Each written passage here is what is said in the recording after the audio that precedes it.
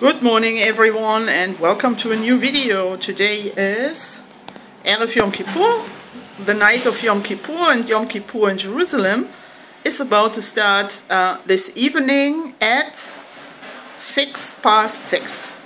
It's going to end tomorrow Wednesday at 7:17, relatively late. Usually it's much earlier, but because we still have September, so it's starting early and finishing late. What I wanted to tell you is maybe a few thoughts on Yom Kippur.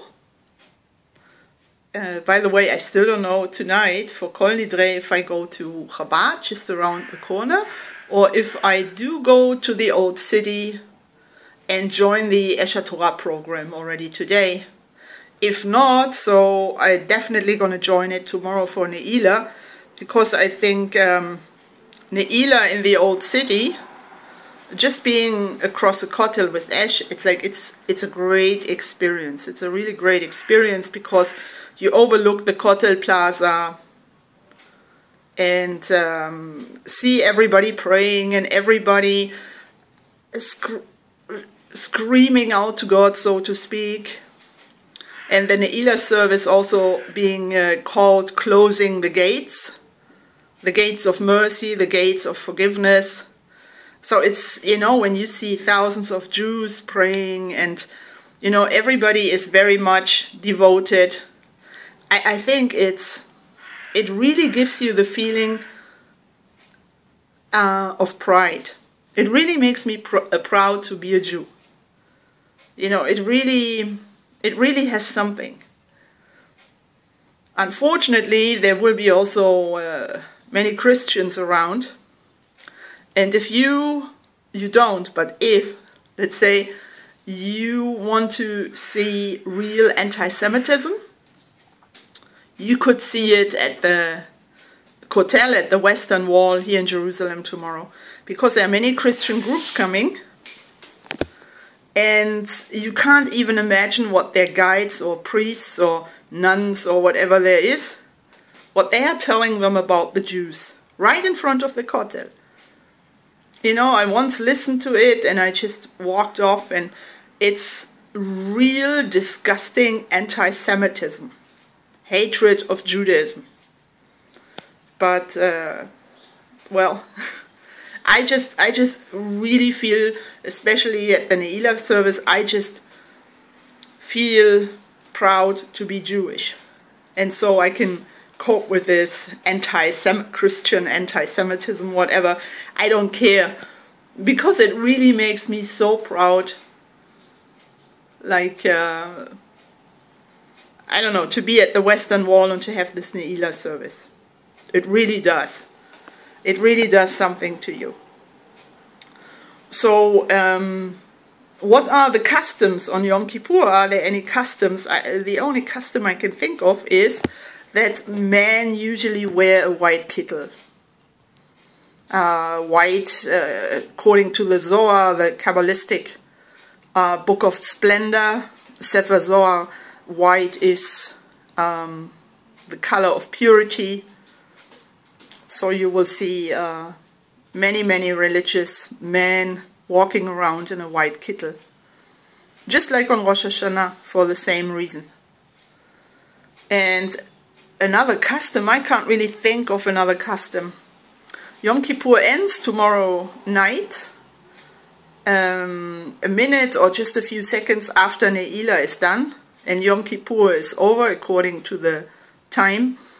So the shofar will be blown, the ram's horn, and then Yom Kippur is really over.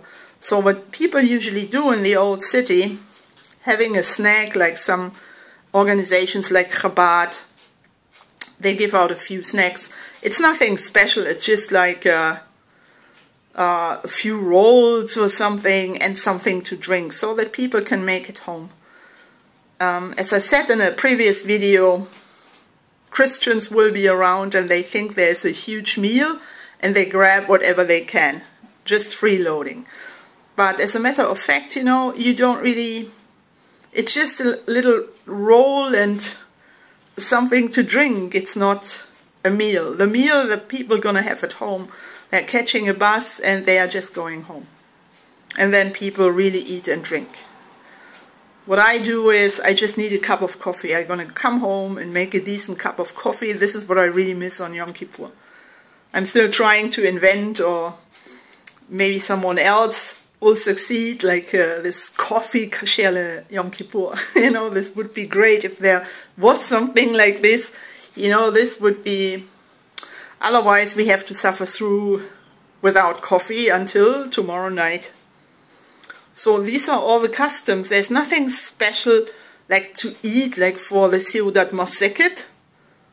This evening, like the last meal before Yom Kippur, I usually just have a small salad, but much earlier. I'm not eating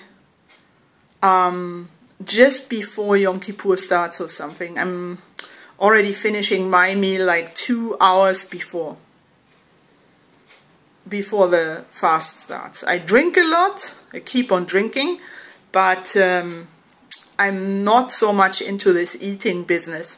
And it's also when you walk, especially to the old city uphill, so, you know, it's heavy in your stomach and it just doesn't feel good.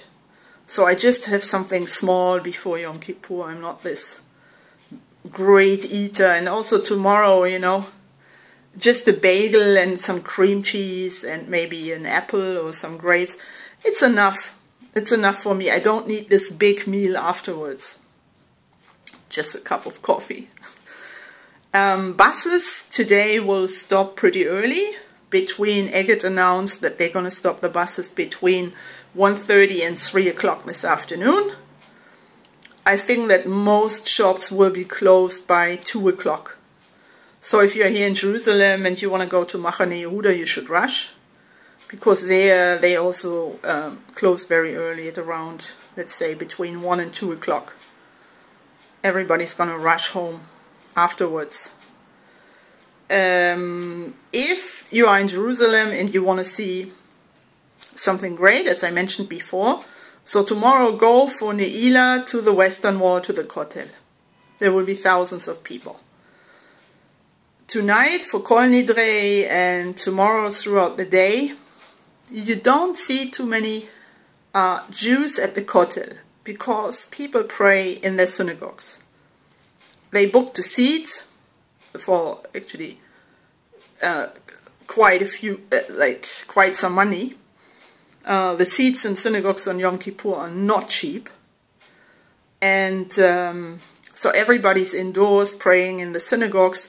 Also because of the weather, it's 29 degrees Celsius here today, tomorrow, throughout the day, which is in Fahrenheit, I think 84.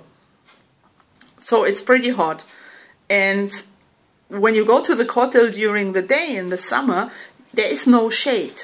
So you are standing in the middle of the burning sun, which is sometimes not too bad, but you know, it's Yom Kippur, so people stay in the synagogues, and many come for Ne'ilah only in the evening when the sun is gone and when it's cooling down. So that's about it. I hope it's going to be a quiet Yom Kippur in Jerusalem. There will be lots of police and army around. And I hope that the Arabs are not freaking out, especially in my neighborhood. And, well, that's it. It's a quiet morning. People are getting prepared. And especially in Jerusalem, it's like a real Yom Kippur feeling. When I was living in the diaspora, you know, there was just no... It was a normal working day. And as soon as you walked out of the synagogue, you know, they had this feeling, you didn't really have a holiday feeling, I mean a Yom Kippur feeling. There was just nothing. Everybody just went on as usual. And this is very strange. But when you're here in Jerusalem, it really gives you a different feeling. It gives even for Jews who are not that religious, you know, if you're not that religious, just go for the Ne'ilah service, the last Yom Kippur service tomorrow to the Western Wall. And you know, it will really, I don't know, go to your heart. I promise you it will, even if you think like, oh no, and what is she talking about, nuts? So it will really give you something. It's really emotional. And don't listen to the Christian anti-Semitism. So that's it from Jerusalem. We have blue sky and still green trees with leaves and everything. And by the way, I forgot another custom. A custom right after Yom Kippur is after people finish eating. So they're going to start building their sukkah, their booth for Sukkot. The Feast of Tabernacles, I think it's called in English. But Jews say Sukkot. So this is not an important custom, but it's a regular custom here. Here in Jerusalem, when you walk through Jerusalem right now, you see that various hotels and even private people, they already have their Sukkot standing. But speaking in general, it's like a custom to start building the Sukkah like tomorrow night after Sukkot is over. And yeah, I wish you, to everybody Jewish listening, I wish you Shana Tova and Gemar B'Chatima Tova from Jerusalem.